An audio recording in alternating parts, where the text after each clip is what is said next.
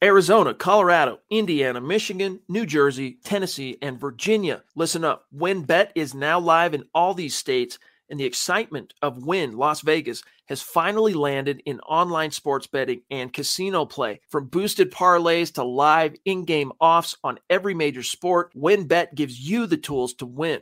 Sign up today for your risk-free $1,000 sports bet. Download the WynnBET app now or visit wynnbet.com to start winning. You're listening to the Huddle Up Podcast with Chad Jensen and Zack Kelberman. Join Broncos Country's deep divers at milehighhuddle.com and sound off. And now it's time to drop some knowledge.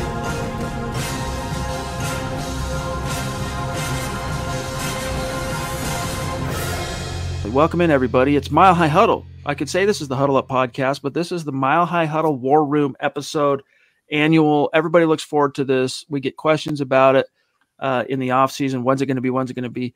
Well, here we are. It's the Mile High Huddle War Room Roundtable. We're going to do not a 7-round mock this time because there is no first-round pick for your Denver Broncos, but we're going to do a 6-round mock. I'm Chad Jensen, co-host Huddle Up Podcast. I'm here with my partner in crime, Zack Kelberman. You can see him on the screen. We got Eric Trickle. We got Lance Anderson. We got Carl Dumler. We've got Nick Kendall. And guys, I guess I could go around the horn and do the pleasantries, but I think we should probably just jump into it with me telling everybody, reminding everyone how the format works and just diving in because there's a lot of analysis to get to. What do you think? Yeah, we can do that. Okay. All right. Here's how it works, y'all. And by the way, welcome in. Love each and every one of you. I see Todd Ostendorf in the hizzy. I see Kathy, Michael Ronquillo.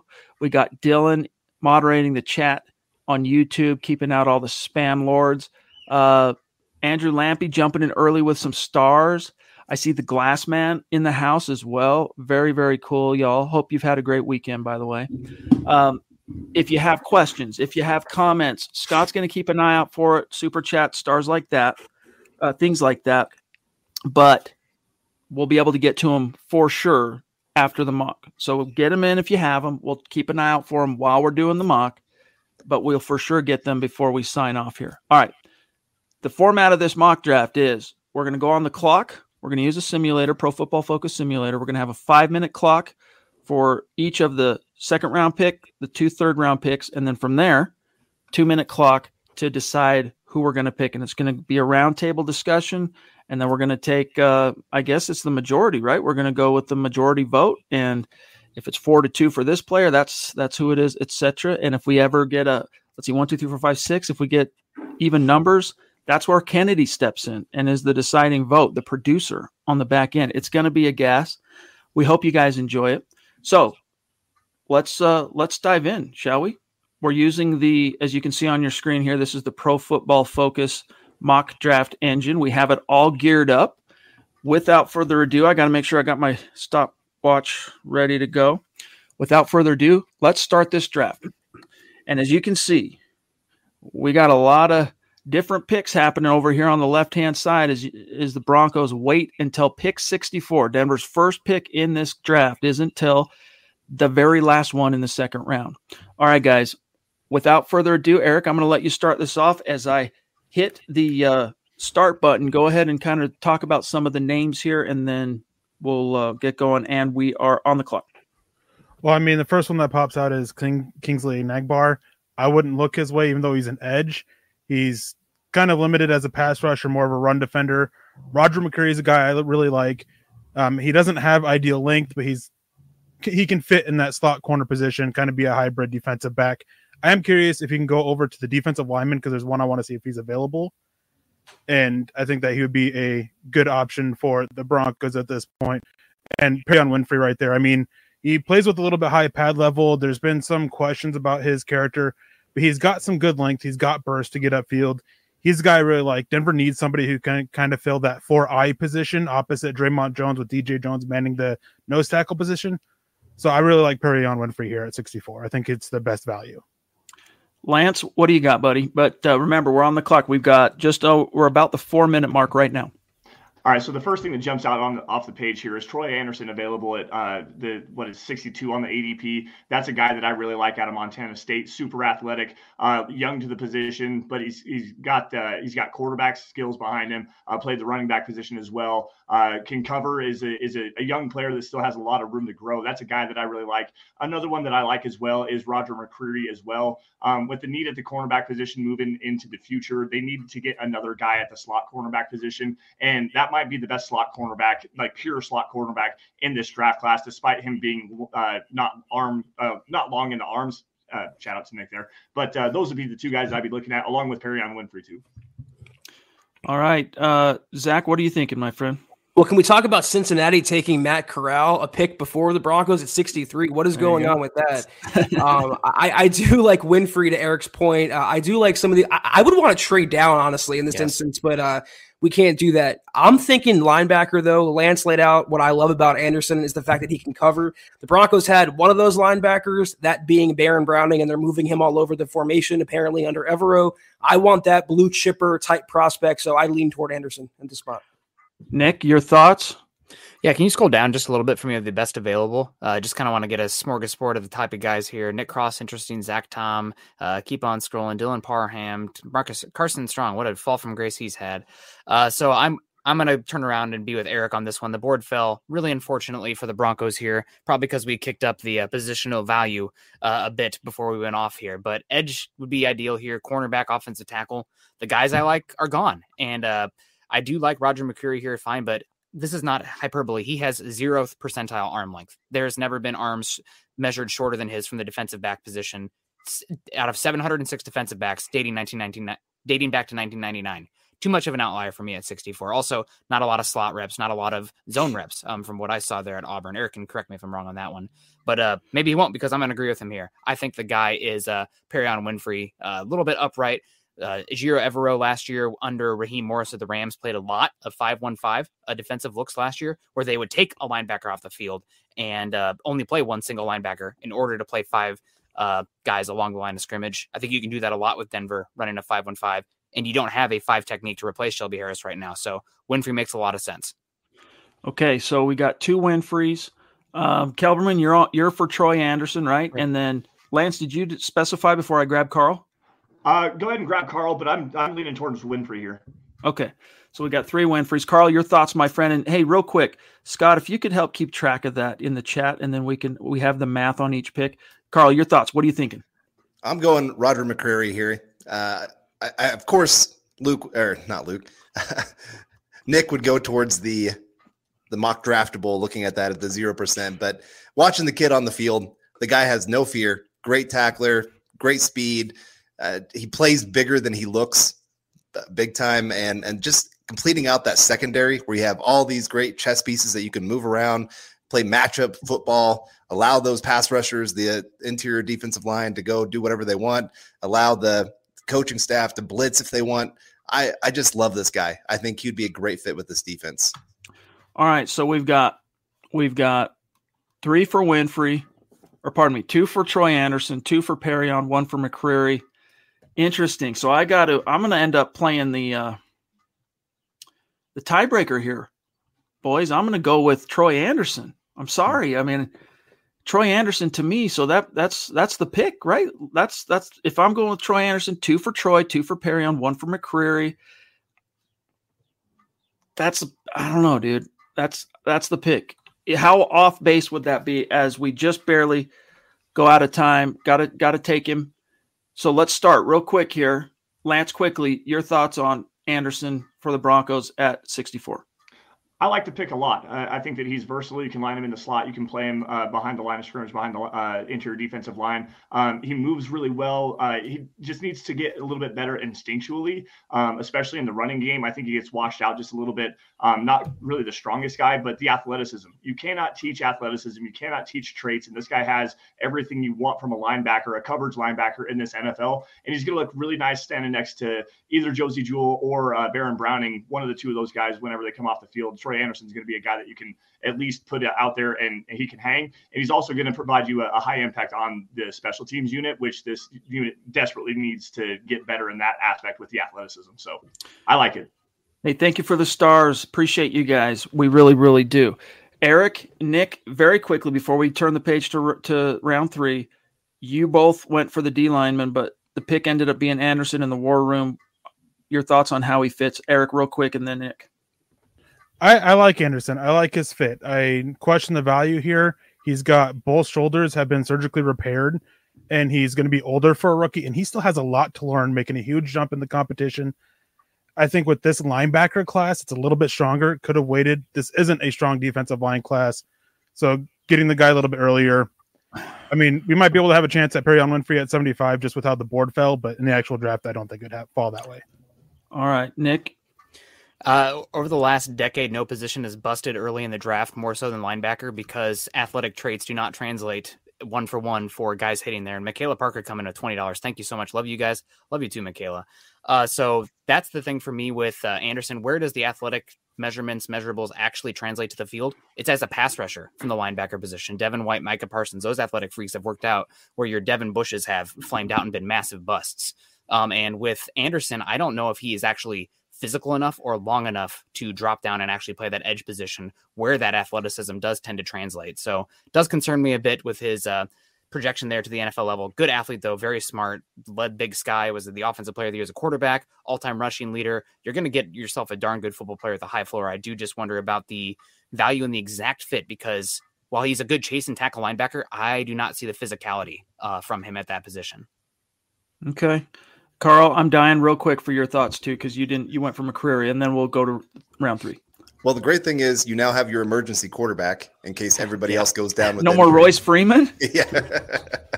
So, we could have that linebacker now that turns over to quarterback.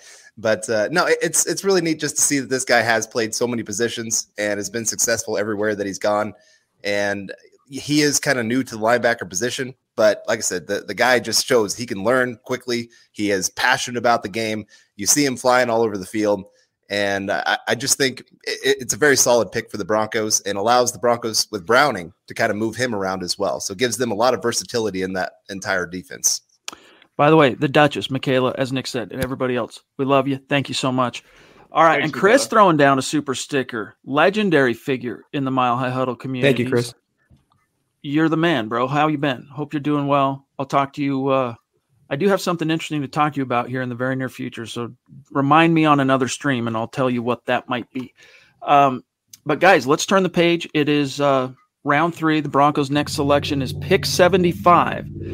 And it's time to find out whether or not Winfrey's there. I just started the clock. Lance, you're starting us this round, so go. So if Winfrey's there, then that would definitely be the direction that I'm going in. I'm also looking at potentially whatever offensive tackles or Perrion Winfrey's there. That's lock it in right now. We don't need any further analysis. Like that's the guy right here. Okay. What do you got, Nick? Yeah, can you scroll down just seeing who's available? Because right now Winfrey does stand out to me. Eric mentioned it earlier. There's about 6 defensive linemen who are draftable, I think, in the top 100. And after that, it's a bunch of developmental guys. Somebody else who does stick out to me here, you kind of touched on him there. Maybe a Marcus Jones. His arm length is concerning, but I think he's a little bit more athletically dynamic than McCreary. He's also a dynamic returner as well. And then this is where you start to think about your centers as well. I think Dylan Parham might have still been there as well. Cole Stranger, the Broncos, it's no secret. They've been bringing in center prospects left and right to see if they can come in and be of interest of them. And Lloyd Cushenberry has been terrible over the last few seasons in Denver, probably to the point where center is the biggest concern for me on the offense right now on the whole. But you want to take best player available this far down. It's pretty obviously Perrion Winfrey. You can do a lot of different stuff with him. And if you want to be a scheme that pushes and rushes the quarterback, Winfrey from the 5 technique spot gives you a lot of different looks and versatility. Zach? Yeah, I like the way Eric laid out Winfrey's scouting report, and I agree. The Broncos have a need at edge after trading away Shelby Harris, and I like the strategy with these first 2 picks, addressing inside, addressing outside. They've long lacked, blue chippers at both spots, not named Von Miller. They tried with Bradley Chubb, it didn't really work out too well.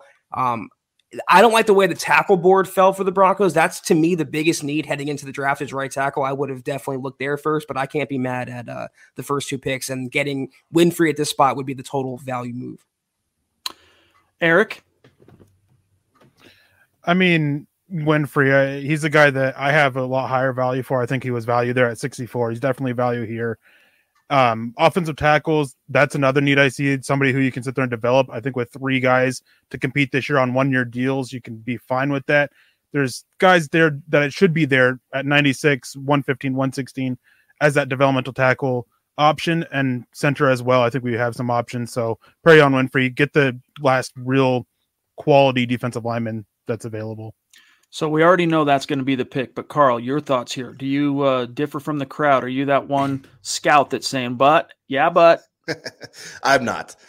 I've always kind of been more of an advocate for interior pressure. You see a lot more quarterbacks that struggle with that of somebody coming in their face compared to somebody around the edge. You can do a lot more to kind of try to circumvent an edge rusher, getting a tight end over there, running back kind of thing. And so Winfrey adding that extra pressure element to the Broncos, and especially adding depth to a position that I think is very underrated right now in their need. I think this would be a great pick for the Broncos. Give them a guy that they can develop and, work with Draymond Jones, and the two of them could become quite the dynamic duo. With that being said, it matters not what I think, but I'm going to err on the side of the scouting expertise in this room and concur. We've got a 3rd round pick in Perrion Winfrey. Very exciting stuff. I think we spent enough time talking about him that we can just move on to the next pick here. KB, by the way, Kenneth Booker, shout out MHH alumni / Super Chat Superstar. What's up, bro? He says, consider James Cook if he's there in the 4th. We shall see. We shall see, my friend. Thank you for the super chat. This round, going to start off, let's see. We started Eric, Lance, Kelberman. You're first on this one, bro. So as I reset the clock, this is our last pick that is of the 5-minute variety. I just went go. Zach, you tell me how to navigate, and it shall be. No navigation necessary. I'm taking Marcus Jones, cornerback right there. I think that fills the 3 biggest defensive needs you had going into the draft. They need insurance behind Darby, who's kind of injury prone. I love PS2, but who do you have behind them two? You bring in K1 Williams, who's a slot corner, and then you have Michael O, Asang Basti, and a whole bunch of no names. I'm taking Marcus Jones all day, every day. Excellent. Carl. Can I see the tackles that are still left? Can we see the interior offensive line too? I'm just curious if Cam Jurgens is still there. They're very low on him, and they shouldn't be. Okay, so here's the tackles and the interiors. I'll scroll. Jurgens is gone. Okay. I'm probably leaning towards Marcus Jones as well. I wanted McCrary there at pick 64 because I really want to add to this secondary and make that still a strong unit. The Broncos have had that since 2015 where they've really been pretty darn strong. They had a couple years where it was a little bit down, but just getting another guy there that can help in that secondary that I think can be a very tenacious player for them moving forward. And like I said, it just makes that entire unit just that much better and makes them the best unit in the AFC West, if not in the AFC total. Awesome. Eric? I like Marcus Jones, but I would probably go with Braxton Jones here, get that developmental tackle. Marcus Jones just scares me a little bit. I mean, he's also in that 0th percentile for arm length, I'm pretty sure. And he just had surgery on both shoulders, and there's some lingering concerns going on about that. Red flags that he may not be able to sustain, healthy shoulders for the rest of his rookie contract. So I'm a little scared off that. I'm going to go with Braxton Jones, but Marcus Jones seems to be the pick here. Okay. Lance. Can you show me the edge defenders that are available, please? Coming right up, kind sir. Here's what we've got at edge. Dominique Robinson, D'Angelo Malone, Myjai Sanders. So of the guys that we have available, it's probably going to be Marcus Jones here, but I got to give a big shout out to one of my favorite players. He's a little bit thin in the frame, but he's got explosive athleticism and really good bend around the edge. And D'Angelo Malone, probably a guy that you might be able to get at 115, but as of right now, that's the biggest need on this team outside of offensive tackle. I like what the Broncos have at the cornerback room. I think you can get another guy maybe a little bit later, like Alante Taylor from Tennessee. But if everyone's saying Jones here, I'll forego D'Angelo Malone and hope we get it at 115. Okay, Scott, you got the math on this so far, by the way. Nick, you got 2.5 minutes almost, and you and I have 2.5 minutes here. So far, it's all Jones with one exception, right? Braxton Jones is the one Eric vote, and then it's all the other Jones. Okay, Nick, go on. I'll go Marcus Jones here too, and just under the assumption that my injury staff said that, we are concerned about the shoulders, but we're okay with it here. And the reason is it's the inside-outside versatility. Eric hit on it, the very short arm length, but the Broncos have not had very good special teams the last few years, and Marcus Jones is, I would say, far and away the best punt and kick returner in this class. Pulling it up, his scouting report right here, he averaged 28.8 yards per kickoff return in his career, including 6 touchdowns, and 13.5 yards per punt return, including 3 touchdowns in his career. He's small, but he's also versatile. And last year with the Rams defense, you actually had Darius Williams playing far more boundary corner slot snaps than slot corner because of the off coverage that the Broncos like to use. So I don't think the length is as detrimental here if you bring a little bit more tenacity and versatility, which I think Marcus Jones definitely brings. Shoulder's a big concern. Shoulder to the point where he could be off some teams' boards completely. But I think here at 96, with what the information we're dealing with, it makes a lot of sense. I actually want to jump in here really fast because I agree with Nick on this one, because Marcus Jones is an elite punt returner and elite kick returner. And again, like bolstering the bottom part of the roster and especially the special teams unit. The Broncos haven't had a kickoff return touchdown in who knows how long. They finally got that one from whatever the heck his name was.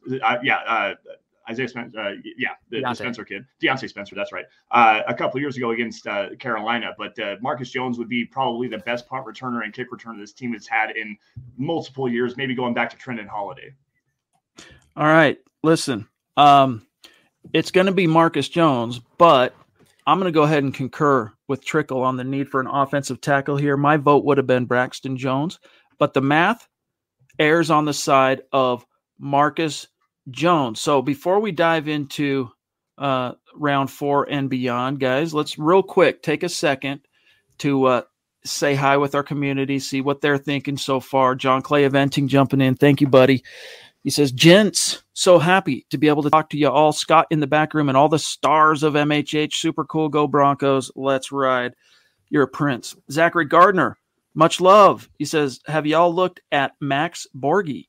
He went to my high school in Arvada, a great receiving back, and I think he'd be a great number 2 back. He'd be there late. We'll keep an eye out for him, my friend. I don't know if anyone has any specific thoughts quickly on this cat. If you do, go ahead. A solid pass catcher. Don't know if he brings much else to the table, but if you're looking to get a niche back in space, it's going to be your 3rd or 4th back on the roster.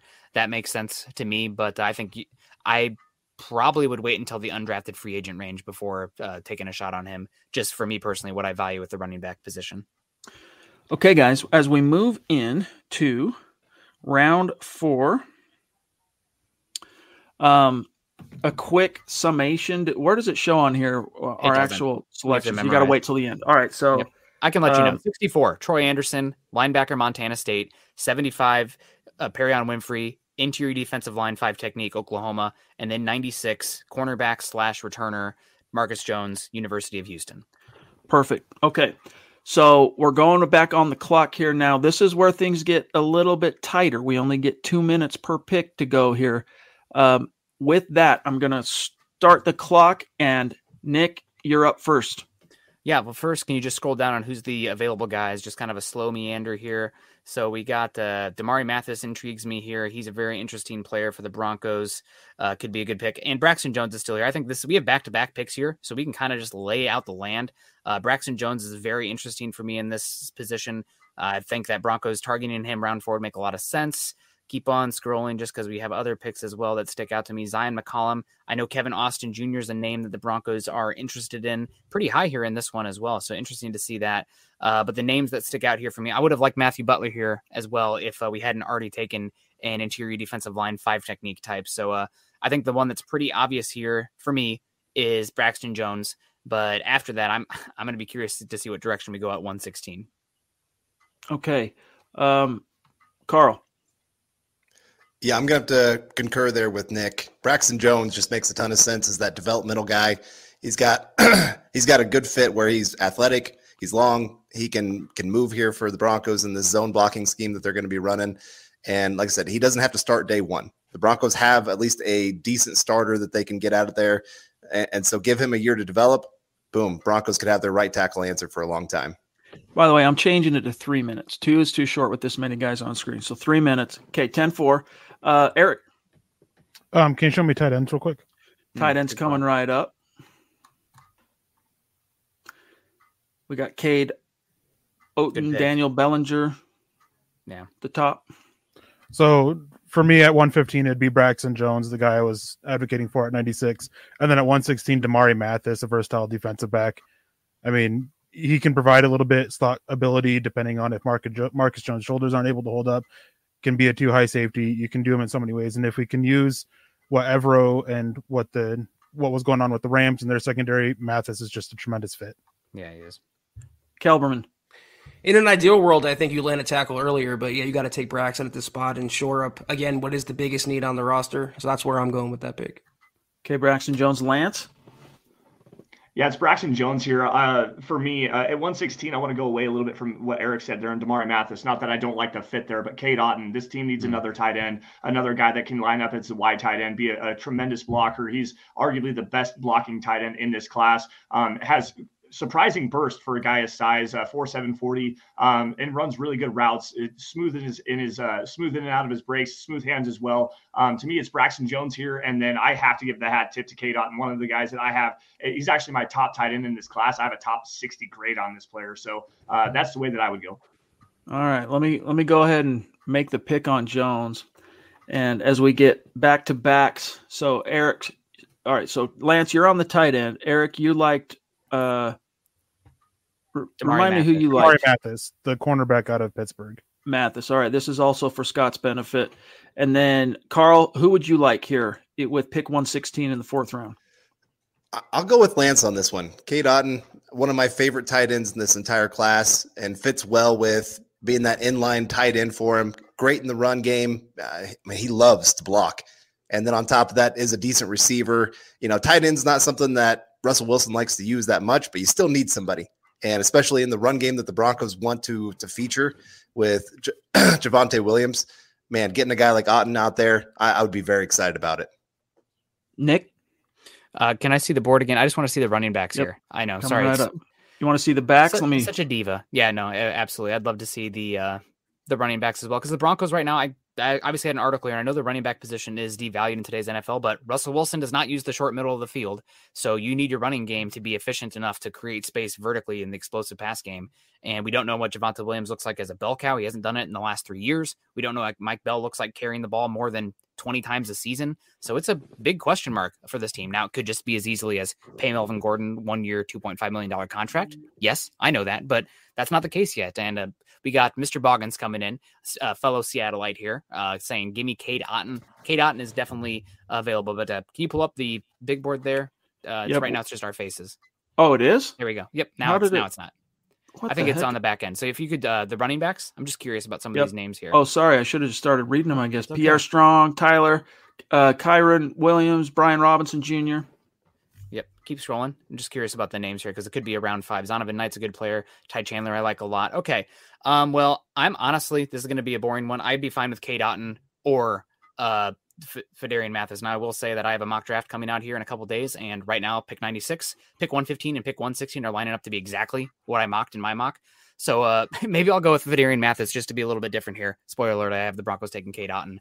But I'd be fine with either. Honestly, I would be fine with either player here. Zach, what are you thinking? We've got 45 seconds left. I feel like they're going to keep addressing the offense, and everything, all indications seem, and even Peyton said himself, he wants to take another tight end and add to that room after only bringing in Tomlinson and trading away Noah Fant, someone behind Alberto. So I'm going with Otten at the next pick as well. Okay, guys, help me do my math real quick on this. Isn't that an auto for Otten? Eric, you're not Otten. Lance, you're Otten. Carl, are you Otten? Okay. That's 3. And Nick? I was either or. I think that let's just go with Otten. Let's just lean into it. I'd be fine with Mathis as well, but we can talk about some of these other defensive backs later on. All right. The pick is in. Cade Otten, and we are moving on.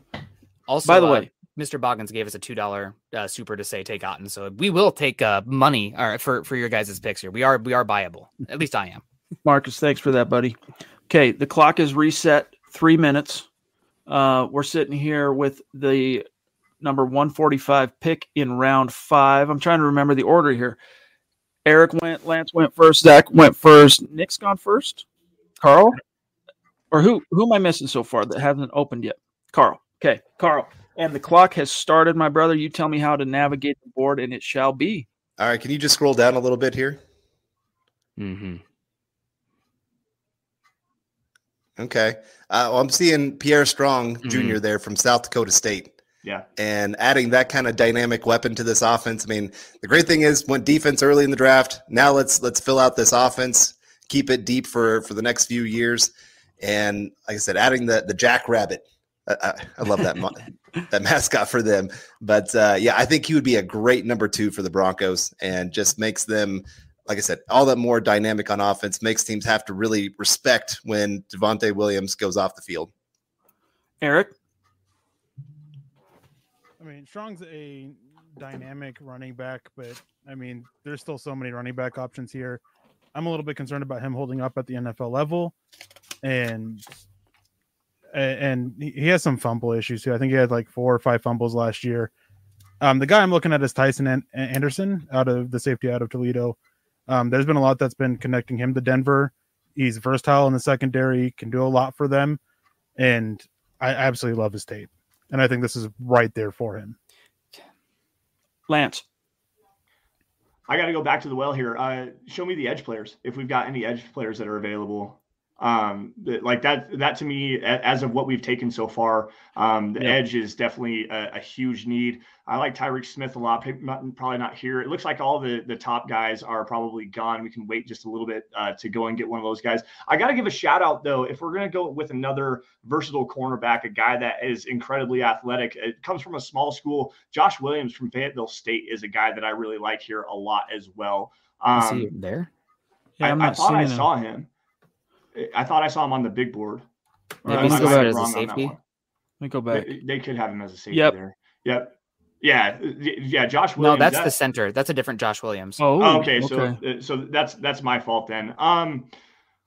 Tyson Anderson is intriguing here. We could always go spicy and get us a backup quarterback and replace Brett Rippon on the tail end of the roster and Bailey Zappi, but I'm probably not going to go in that direction.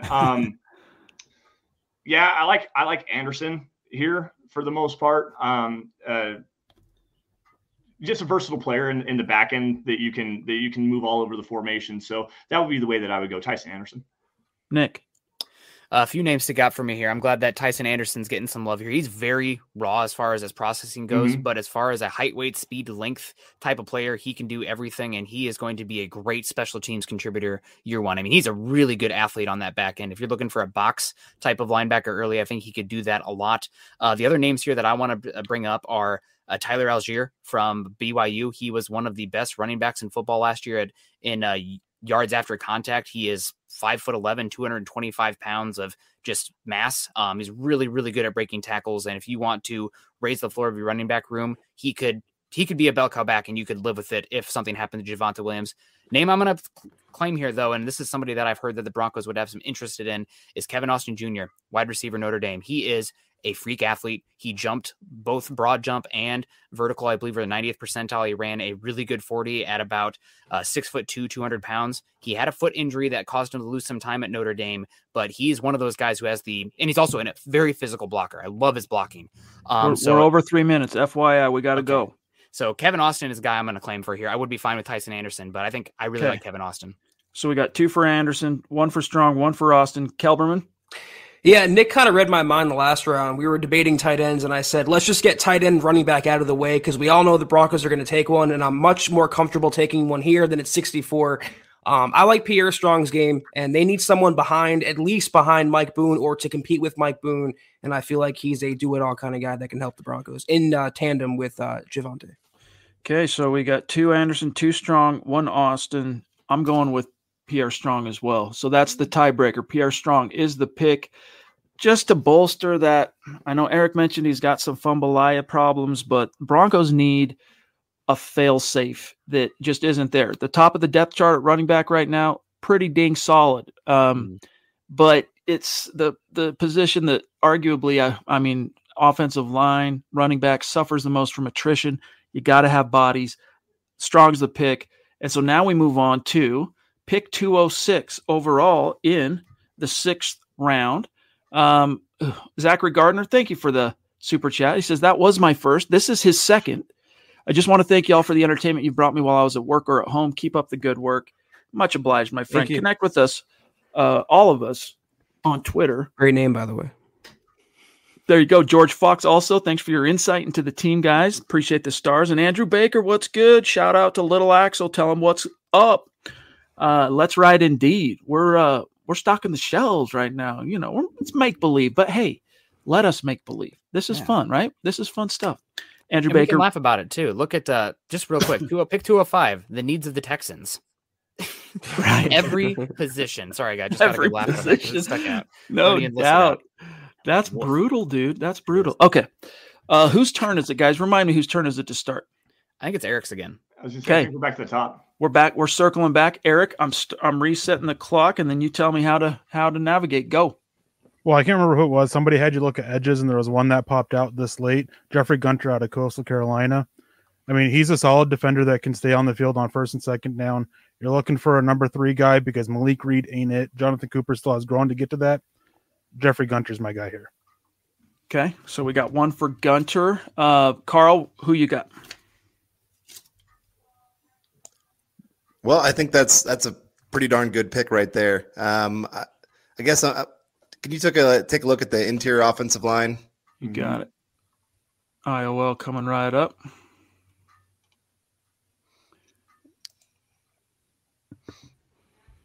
Okay. No one that's sticking out to me completely here. I guess I'm going to agree with Eric here. I'm going to lean into his of just that edge player. We've waited long enough. I mean, you got to get one at some point to add to that depth with how many injuries the Broncos have already had. And I think he would be a great one that just already brings some run defense and it can grow as a pass rusher as well. Okay. Lance. I'm with Eric and Carl on this one. Jeffrey Gunter, you have to get that edge, guys. I mean, you've got Randy Gregory with the shoulder injury, the shoulder surgery. Bradley Chubb with the ankle injuries. Malik Reed's on a 1-year deal, and he just hasn't been quite the guy that the Broncos need him to be. And Jonathan Cooper is just still a developmental guy. You have to get an edge here. And I really like Jeffrey Gunter. I think you can slide him inside in some NASCAR packages as well. He plays a little bit stronger than he looks. So that would be the way that I would go. Okay, Nick. Can I just see the overall board here without it being because he's pretty far down there still that I think you might even be able to risk him going next round here. A lot of good running backs I like here. I like Ty Chandler. Jason Poe does intrigue me here. I know he's teeny tiny, but an interesting player without a doubt. Keep scrolling just because this late. Okay, have we taken a nose tackle yet? We took Perry on Winfrey. I really like Otito Ogbonnia here. He's a very lengthy nose tackle played. At UCLA, they use more of a 4-man defensive lineman or down front. But I think that Otito can actually play the 3 technique and play the 1 technique. He can play 0 as well. And down here, you're looking for adding logs to the fire along the trenches. So Otito Ogbonnia is the one who sticks out to me here. I know we need an edge more, but I like Otito more than I like Gunter. Kelberman. Can you go to wide receiver? Coming right up. Because something that George Payton said in his presser was he's looking for special teams returner, and he wants to fill the Deontay Spencer role. I like I don't really see anyone that stands out. Yeah, I was going to say I'll defer to Eric with edge. You got to grab an edge. More important than a wide receiver. I just want to see the board, so I'll say Gunter. Okay, so that's it. I mean, I would defer at this point. I'm not going to steer anybody wrong. A lot of these names this deep into the draft, I'm going to trust the draft experts. And where'd he go? He's right there. Go scroll down. It's the big green thing. Green logo. There it is. Booyah. Jeffrey Gunter. The pick is in, and we did it right as the clock ran out, so that's good. All right. We are now in the 7th round, pick 232, and we're going back around the horn. So, Lance, you get to open up, and I'm resetting the clock.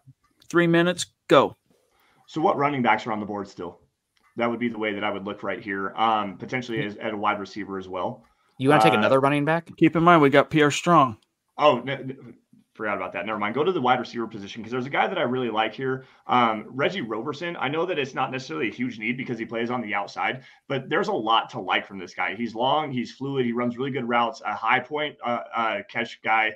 at the point of attack. Has a torn ACL that really kind of derailed him. I think that he should go a lot higher than this based on the tape that I saw. Probably not the best need here, but I mean, if you're looking to fill out the bottom end of the roster here, another guy that can come and compete for a special teams role, I think that this is a guy that you can get at this particular area and have some success with him. Okay. Nick. Just let me see the overall board. And just do a nice little scroll down for me. Keep scrolling down. Okay, so somebody for me here that makes a lot. Oh, man, I really like this player. Sterling Weatherford. This late is a steal. Look at his ADP here. His ADP was almost 100 picks ago at 152, and we're going to get him here at 232. Really good, lengthy athlete. He's, I would say, Kyle Hamilton, super light, but the kind of a box guy with good length, good versatility there. Sterling Weatherford is a blinking light here for me compared to every single other player that's on the board. He should have gone 100 picks ago. Okay, Carl. Yeah, I like what Nick had to say there with Sterling Weatherford. Again, keep adding to that secondary, keep making them as deep as possible. We saw the last couple of years the Broncos have suffered with a lot of injuries back there, and even some of the guys that they still have struggled to stay healthy for an entire season. So having some great backups that can come in, still make plays, and adding to special teams, a lot of safeties, wide receivers, those are the guys that really show up on special teams. That's why I think Sterling Weatherford would be a great pick here. Eric.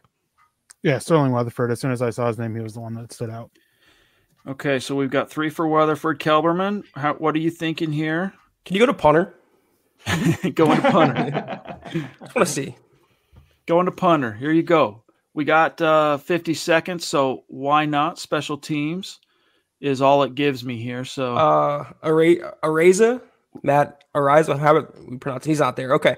I'm going to take the safety because I'm anti Kareem Jackson, so I want another competitor for his services. So I'll take Weatherford for sure. All right, so Weatherford, it is. Pick is in. I'm resetting her. This is our last pick, right? Mm-hmm. All right, so 234. Whose turn is it to start? You guys got to help me with this. I believe it's Nick right now. Okay, Nick. You're closing us off as far as opening the round. I'm hitting the clock. Tell me what to do. Go. I think that a really interesting player here for the Broncos would be Poe from Mercer. I know that he is small, but honestly, he is not that much smaller than Tyler Linderbaum, and he tested like an absolute freak athlete. Is Jason Poe going to fit every single scheme? No. Is he going to fit the outside zone scheme for the Broncos where he can climb? Absolutely. And if you're worried about Russell Wilson seeing over the offensive line, no issue there with Jason Poe. So maybe How tall is he? I think he's about 6'1". Mm-hmm. So for the center position, not that much shorter than Tyler Linderbaum. I think equal arm length to Linderbaum and an exceptionally testing athlete. I think actually one of the athletes, his athleticism measured up most similarly to is actually Aaron Donald, which is crazy. But that's a different type of player, different position. But Jason Poe here, a lot of fun, makes a lot of sense if you're looking to be athletic from that center position. Okay. Eric, what do you got? I mean, I'd go with Jason Poe. He measured just over 6 foot. He's light. But, I mean, if you turn on Mercer against Alabama from this last year, he looked like he belonged out there against Alabama. And it's great tape from his. I mean, there was obviously some issues there. But this late, you're able to get a guy who can compete with Lloyd Cushenberry, which isn't saying much because Lloyd Cushenberry's not good. But, I mean, you got to take it. Okay, so we got 2 for Poe. Lance, what are you thinking, buddy? So I'm thinking Poe here as well. Once you scroll down just a little bit, see what I can take a look at here. Nothing I'm looking. Let's see. Cordell Volson is a guy that I really like from last year. Offensive tackle out of North Dakota State. Probably going to project better as a guard. That'd be another guy that I would take a look at. But he dropped off really bad from last year. I thought that he might have been like a 4th or 5th round pick. To see him fall this far is definitely a shame. Caleb Ellaby, though, that's another guy, the quarterback out of Western Michigan. Fluid athlete, really one read and go kind of a player, a developmental quarterback.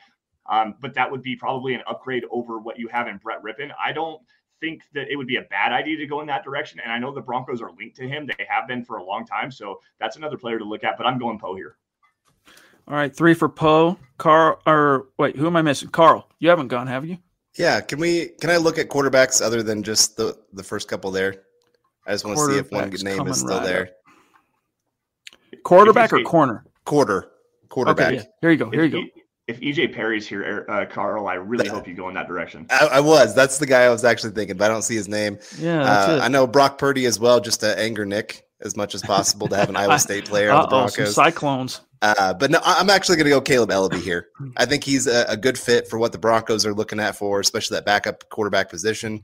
At some point, you're going to be paying Russell Wilson $50 million a year. So you want to keep his backup as cheap as possible. And Ellaby has a chance to at least become a quality backup or maybe even a fringe starter in the NFL.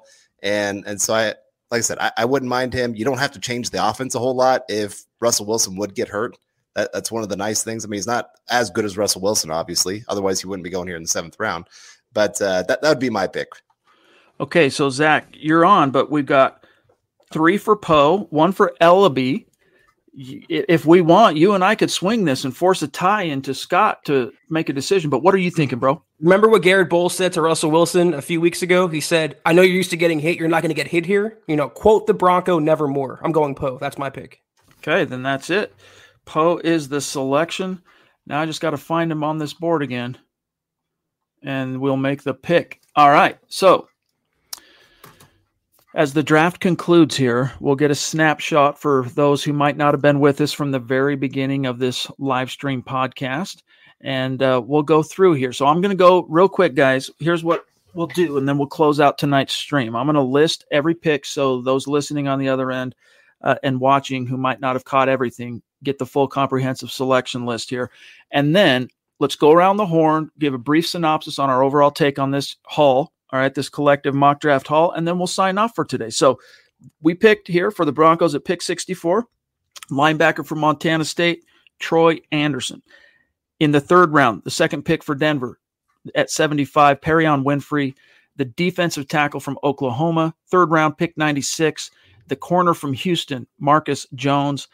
Round 4, pick 115, offensive tackle from Southern Utah, Braxton Jones. Round 4, 116, the very next pick, Cade Otton, the blocking tight end extraordinaire from Washington. Round 5, pick 145, the South Dakota State Jackrabbit, the beating heart of those Jackrabbits, Pierre Strong Jr., the running back. Round 6, pick 206, edge rusher, Jeffrey Gunter. Round 7, pick 232, the safety from Miami of Ohio, Sterling Weatherford. And then bringing up the rear, round 7, pick 234, final pick for these Denver Broncos, the guard/center interior guy, Jason Poe from Mercer. So with that being said, Eric, guys, let's kind of keep it to 2-3 minute remarks if you want, but your thoughts overall on this class. With the Broncos, I mean, they seem to value medicals a little bit, so I think Troy Anderson and Marcus Jones are a little bit rough. Going with a running back that plays closer to 190 pounds instead of 202 that he weighed at the combine is also rough. It's just such a niche role in the NFL anymore. I mean, Nick has a lot of data up on Twitter about sizes of running backs and everything. Would have liked to get a running back that was a little bit bigger. But I mean, there's no doubt that Pierre Strong's a home run hitter. I think Perion Winfrey at that point is good value. Braxton Jones, you get a developmental tackle option. Jeffrey Gunter, I probably could have got him later in the mock in the sim. I'm not sure he might be a top 200 pick in the actual draft. I know there's a lot of love for him just because of how well-rounded he is. Sterling Weatherford and Jason Poe, 2 great ways, versatile guys that can, smaller school, so they're making a jump in competition, but they can contribute right away. Excellent. Lance, your thoughts summing up this class we brought in? So my biggest thing here is we only got one edge defender, and it's Jeffrey Gunter, who I like a lot, but at the same time, like the board didn't fall great for us, especially in the 2nd and 3rd round. D'Angelo Malone being available at 96 was something that kind of just tears my heartstrings because I really like that player. I think that he can turn into, if he hits his potential, a Chandler Jones level type of player. I think he's actually that good. But overall, I really like it. We hit a lot of the needs. Perion Winfrey at 75 is such a huge steal. Like, he should be a top 64 pick with no question. I like Braxton Jones a lot as well. I haven't seen Sterling Weatherford before, so I don't have anything to say on that. But what I have seen of Jason Poe, I like the movement skills. I like the play strength. And like Eric said, going against Alabama, he did not look overmatched going against Fedarian Mathis, LeBrian Ray, and those guys at Alabama. So overall, I'm saying like a B would be the way that I would go. But I think that we need to get another edge defender, given the state of the edge landscape on the Broncos right now. Nick. Yeah, overall for me, the board didn't, especially at pick 64, did not fall ideally. Like all the guys there were ones that probably I'd be considering more at 75 than 96, and 64 wouldn't have been an ideal trade back situation. Other than that, though, I think we probably did pretty well with every single pick. The one that I come back to that I don't really like so much, and Eric kind of hinted on it earlier, was Pierre Strong. Runs upright, doesn't really have the frame to add much more weight. I don't think he's actually that good of a pass catcher. If he gets to the second level, he can giddy up, but that's against Division II competition. I think Tyler Algiere from BYU would have been a significantly better pick if you're looking for a running back there. Pierre Strong is essentially the same thing as Mike Boone, but less yoked out and more ball security issues. So again, am I going to be that upset about the 5th round pick? No, not really. Pierre Strong can still be a good pick. I just think that there were better options there for that position specifically if you wanted to go that direction. Carl. Well, I think this is one of those very, very risky drafts. Eric kind of hinted at it with all the injury concerns with especially a couple of our top picks there. But at the same time, when you think of getting Russell Wilson and not having a first round pick, sometimes you got to take a little bit of risk and hope that these guys can really pan out into something else or into something great for the Broncos. And I really love what the Broncos have for the secondary now.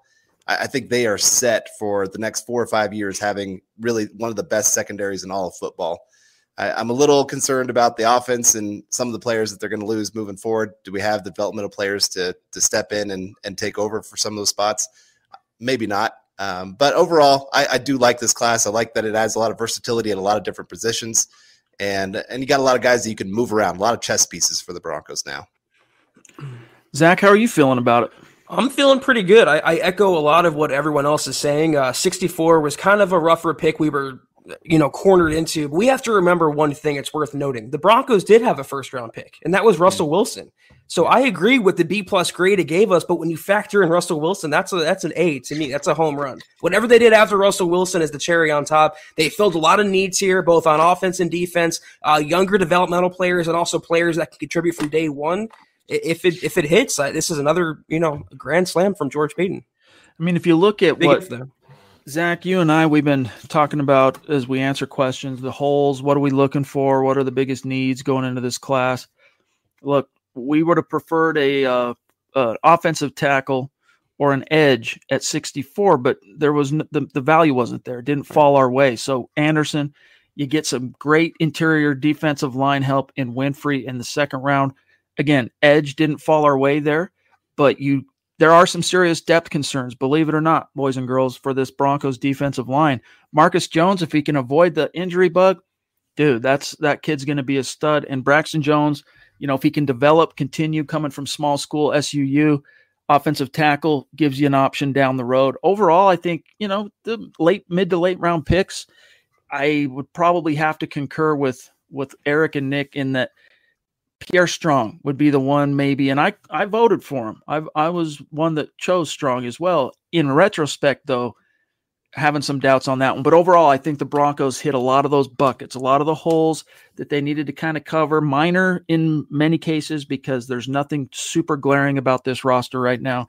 But overall, I feel pretty dang good about the haul. And we'll tweet out the image of the PFF allows you to download the image of your draft haul. So without further ado, before we say goodnight, Scott, are there any burning comments, questions, stars, anything like that? Are we good? Okay, cool. Guys, so much fun. We look forward to this conversation each and every year. We've been doing it now this way as a live stream for, I think this is number 4, 19, 20, 21, 22, I believe. It's a gas. Thanks for making time for us, each and every one of you. Before we dip out of here and say goodnight to everybody, though, some quick bona fides. Make sure you're following Mile High Huddle on Twitter, guys, at Mile High Huddle. All right. Also, go and, you know what? What am I doing here? Kelberman, you want to do the rundown here? There's just a couple of different things in terms of the cards that are switched out since it's more of a Mile High Huddle stream. Well, since it's on the screen, let me say follow everyone on Twitter. You can follow Chad at Chad and Jensen, at Eric Trickle, at Sanderson MHH, at Kelberman NFL, as we see Scott Vanna Whiting for us. Nick, I'm sorry, it's late. Nick at Nick Kendall MHH, and Carl at Carl Dumler MHH, and the real Scott at Scout Kennedy, and also the mothership account at Mile High Huddle, and also the individual brands, which you all follow on Twitter anyway. But go to huddleuppod.com if you guys want to have, like I'm wearing a hat like Lance, Nick, or Carl is wearing, all right there, huddleuppod.com. That's our merch store. Hit that up if you can. We appreciate it. And facebook.com/Mile High Huddle Pod. Like that page, follow that page. Guys, if you haven't, please go to Apple Podcasts and leave your football pre-save 5-star review for a chance to win some merch each and every month. But as any of these fine fellows can echo, please do these 3 things. It really helps us grow and reach more Broncos fans. Subscribe, like, and share this video and every video you see on the MHH channel. It really reaches more Broncos country and helps us grow and connect with y'all just like you. Before we sign off, shout out to these great Super Chat superstars tonight. Zachary Gardner, the Brainstorm, we love you too, big dog. The Duchess, love you. Chris Hernandez, love you. We love all of you. KB, John, Boggins, Zachary, and then our great star supporters over on Facebook tonight. Hernandez, double dipping, one on YouTube, one on Facebook. Andrew Lampy, Andrew Baker, George Fox, Claude Riley, John Chance, Phil McLaughlin, Rodney Garcia, and way across the pond, Marcus Lewis Henna. Much love and respect. We will see you guys, Zach and I, tomorrow night. And then don't forget, on the bright, Monday morning tomorrow, Broncos for Breakfast with Nick and Scott. We'll see you then. Take care, guys. And as always, let's get a group one. Come on. Go Broncos. Ryan, let's go. Come on, Nick. Let's go. Love you guys. We'll see you tomorrow. You've been listening to the Huddle Up Podcast. Join Broncos Country's deep divers at milehighhuddle.com to keep the conversation going.